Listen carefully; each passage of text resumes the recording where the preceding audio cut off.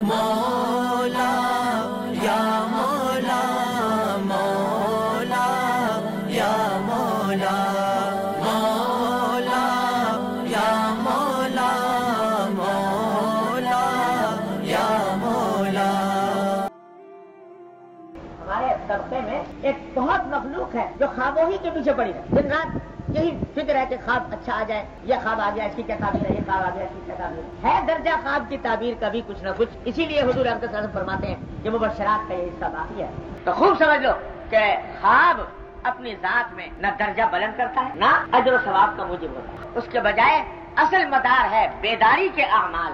بیداری میں کیا عمل کر رہے ہو یہ دیکھ. تو زیادہ اس کے پیچھے پڑنا بھی ٹھیک نہیں. ہاں اللہ تبارک و تعالیٰ کوئی اچھا خواب دکھا دیتے ہیں، نعمت ہے، مبشرات میں سے ہے، اس سے بشارت حاصل کرے. اس بشارت کا نتیجہ یہ ہونا چاہیے کہ اعمال صالحہ پر تقویت ہو. میں نے سنا تھا امام محمد بن سیرین رحمۃ اللہ علیہ کا مقولہ کہ الرؤیا تسر ولا تغر، کہ خواب جو ہے وہ خوش کرنے کے لیے اچھا ہے لیکن دھوکے میں نہ ڈالے آدمی. اور یہی فرق ہے، پہچان یہی ہے کہ اگر خواب دیکھا اچھا، بڑی فضیلت کا خواب دیکھا، خواب میں دیکھا جنت میں پھر رہے، فرض کرو جنت کے محلات دیکھے، جنت کے باغات دیکھے اور دیکھا کہ میں پھر رہا ہوں اس میں، تو بڑی اچھی بشارت ہے. لیکن اس سے دھوکے میں نہ آئے کہ بھائی ہو گیا میں جنتی، اب جنتی ہو گیا لہٰذا اب کچھ کرنے کی حاجت نہیں، کوشش کرنے کی حاجت. تو اگر کوئی شخص اچھا خواب دیکھنے کے بعد اعمال کے اندر اور زیادہ اہتمام کرنے لگتا ہے اتباع سنت کا، یہ علامت اس بات کی ہے کہ خواب سچا تھا، اچھا تھا، بشارت والا تھا اور اس سے غلط نتیجہ اسے نہیں نکالا. اور اگر خدا نہ کرے خواب تو دیکھ لیا، اب جناب چھٹی ہو گئی، اب تو پہنچ گئے، تو اب اس کے بعد اعمال کی چھٹی یا اس میں غفلت بڑھ گئی، اس کا معنی یہ ہے کہ خواب نے دھوکے میں ڈالا. اس کا استعمال حضور نبی کریم سرور دو عالم صلی اللہ علیہ وسلم کو بھی خواب میں زیارت جب ہو گئی تو کیا ہے ذرا سمجھ لو.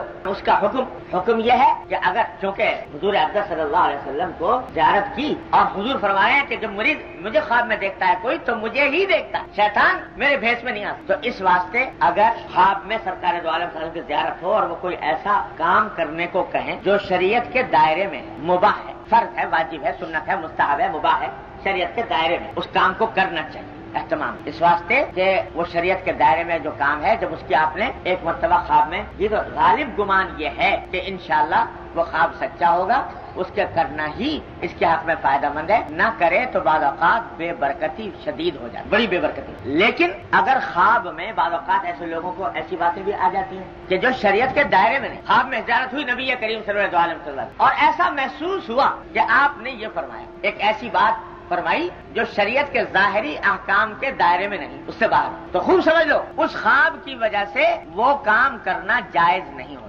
اس واسطے کہ خواب کی بات کو اللہ تبارک و تعالیٰ نے حجت نہیں بنایا. شریعت میں حجت نہیں ہے خواب.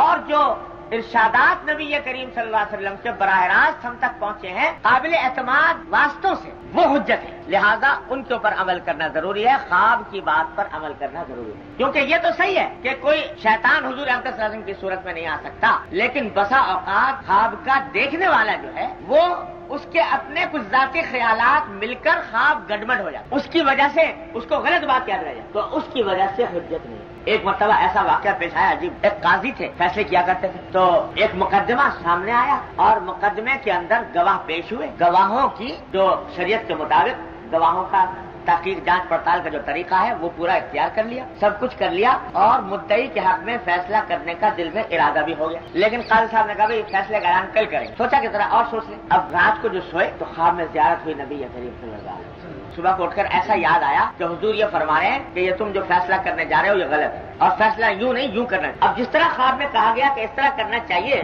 اٹھ کے جب غور کرتے ہیں تو شریعت کے دائرے میں فٹ نہیں ہوتا اس طرح فیصلہ. اب بڑے پریشان کہ ظاہری طور پر شریعت کا جو تقاضا ہے اس کے حساب سے تو فیصلہ یوں ہونا چاہیے اور خواب میں دیکھا کہ یوں. بڑے پریشان. کافی معاملہ بڑا سنگین. سرکار دو عالم صلی اللہ علیہ وسلم کی زیارت ہوئی ہے، مقدمہ درپیش ہے. اللہ بچائے، یہ جو مقدمے کی ذمہ داری ہوتی ہے بڑی سنگین ذمہ داری ہے. جن کے اوپر گزرتی ہے وہی جانتے ہیں. رات کو نیند خراب ہو جاتی ہے. جو خلیفہ وقت سے ان سے جا کے ذکر کیا کہ صاحب یہ مسئلہ پیش آ گیا، کیا کروں؟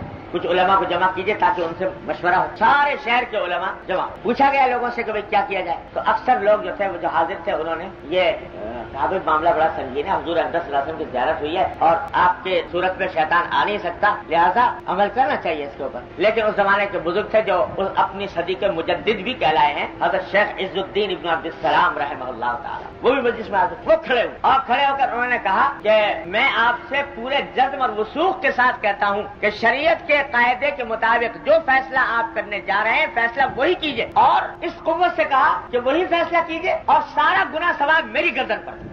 اس قوت کے ساتھ, اگر اس قوت سے نہ کہتے تو شاید تسلی نہ ہو, تاکہ اس کا سارا گناہ ثواب میری گردن. خواب کی بات کے اوپر فیصلہ کرنا چاہیے, اس واسطے کہ خواب میں ہزار احتمالات, خدا جانے اپنے دل کی کوئی بات اس میں آ گئی. حضور کی صورت مبارکہ کے اندر تو شیطان نہیں آ سکتا, لیکن بیداری کے بعد شیطان نے کوئی وسوسہ ڈال دی, کوئی غلط بات دل میں آ گئی, ہزار احتمال ہے. اور شریعت نے خواب کو حجت قرار نہیں دیا, اور جو حضور اقدس صلی اللہ علیہ وسلم کے ارشادات ہم تک سند متصل کے ساتھ پہنچے ہیں وہ ہمارے ذمہ حجت ہے, لہذا ہم اسی کے اوپر عمل کرنا ہے. کیجئے اس کے اوپر اور گناہ ثواب کرے. یہ ہوتے ہیں اللہ کے بندے جو اس قوت سے کہہ سکتے ہیں. آسان کام نہیں تھا یہ بات کہنا کہ گناہ ثواب میری گردن, لیکن جن کو اللہ تبارک و تعالیٰ بھیجتے ہیں اس دین کی صحیح تشریح کے لیے, دین کے تحفظ کے, اگر ایک مرتبہ یہ اصول مان لیا جاتا کہ خواب سے بھی شریعت بدل سکتی ہے تو شریعت کا کوئی ٹھکانہ نہ رہتا.